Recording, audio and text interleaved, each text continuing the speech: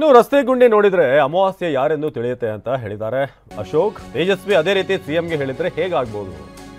ತೇಜಸ್ವಿ ಸೂರ್ಯಗೆ ಅಮಾವಾಸ್ಯೆ ಅಂತ ಹೇಳಿದಂತ ಸಿಎಂಗೆ ಬೆಂಗಳೂರಿನ ರಸ್ತೆ ನೋಡಿದ್ರೆ ಗೊತ್ತಾಗುತ್ತೆ ಯಾರ ಅಮಾವಾಸ್ಯೆ ಏನು ಅಂತ.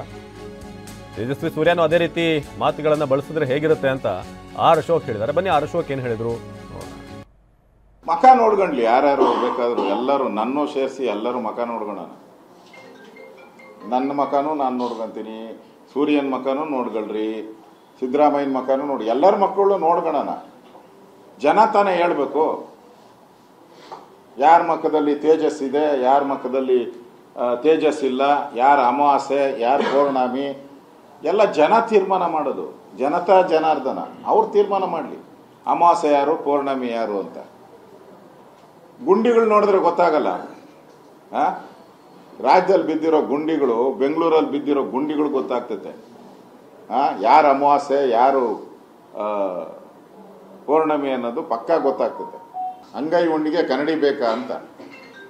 ಕನ್ನಡಿ ಬೇಡ, ನೀವು ಡೈರೆಕ್ಟಾಗಿ ಬೆಂಗಳೂರಿಗೆ ಬಂದ್ಬಿಟ್ಟು ರಸ್ತೆಗಳಿಗೆ ಹೋಗ್ಬಿಡಿ, ಅಲ್ಲಿ ಅಮಾವಾಸ್ಯೆ ಯಾವುದು ಗೊತ್ತಾಗ್ಬಿಡ್ತದೆ, ನೀಟಾಗಿ ಗೊತ್ತಾಗ್ಬಿಡುತ್ತೆ.